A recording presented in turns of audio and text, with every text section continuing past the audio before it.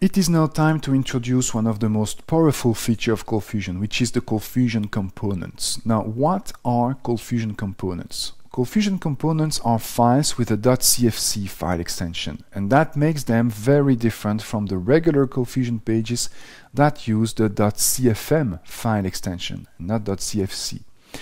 Coldfusion components can contain 0 or more user-defined functions, and when a function is defined inside of a component, it is not called a function anymore, but it is called a method of the component.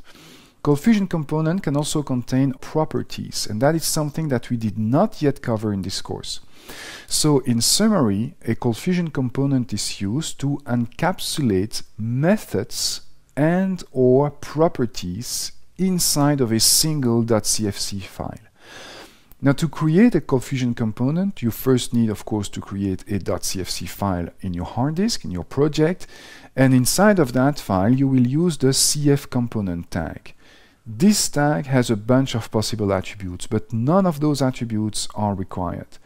One attribute that I use almost all the time is the output equal false attribute, which avoids the generation of unnecessary white space in the generated HTML code. Now, inside of that cf component tag, you can write the functions, and here, for example, I have a function that is called times4. It takes one argument and it returns that argument multiplied by 4. So if you pass 3 to that function, it returns 12. 3 times 4 equals 12. Alright, now to use a CFC, be aware that CFC can be stored anywhere in your application. This is not like custom tags that needs to be stored in specific folders. In this case, you can store your CFCs anywhere, because when you will use a CFC, you will need to provide the path to that CFC, but you will see using a specific notation, which is a dot notation. By the way, calling a CFC is called instantiating a CFC. So you see that CFCs are using a specific vocabulary. You don't call a CFC, you instantiate a CFC. You don't define functions in the CFC, you define methods. Well, by the way, this is the vocabulary of object-oriented programming, because CFCs is what makes object-oriented programming possible in Coldfusion. Now, to use a Coldfusion component, you have first the cf-invoke tag, and in this case you see that you use cf-invoke and you need to tell what component you want to invoke. Now in this case I invoke the components.math. This means that I will use the math.cfc file that is located in the components folder of my application, of my project.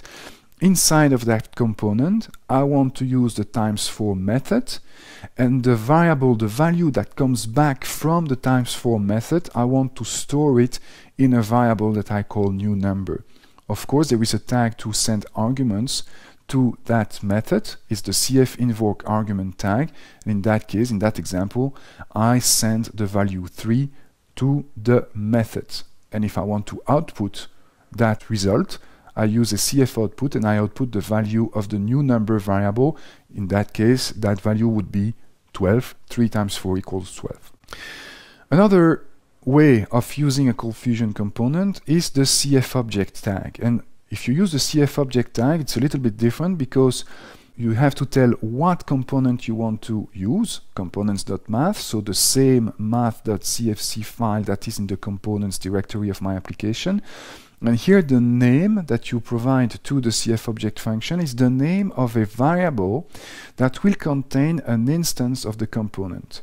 Now on the next line you can use that math library variable to create the new number variable and call the times4 method that is inside of the math library variable in the math library instance of the component. You see math library dot times4, and you send the value 3 as the argument, which would create the very same output as before.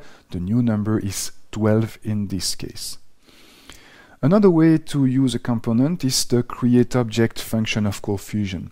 So here you create a variable. In this case, I call it math library, and I make that variable equals to the createObject function, and you see that I need to tell that function that I create an object of type component, and the component that I want to use is components.math.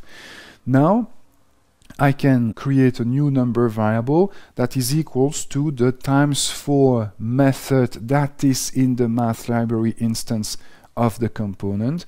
And once again, the output is always the same. The new number would be, in this case, 12 again. So 3 ways to use that component and 3 ways that yield to the same result.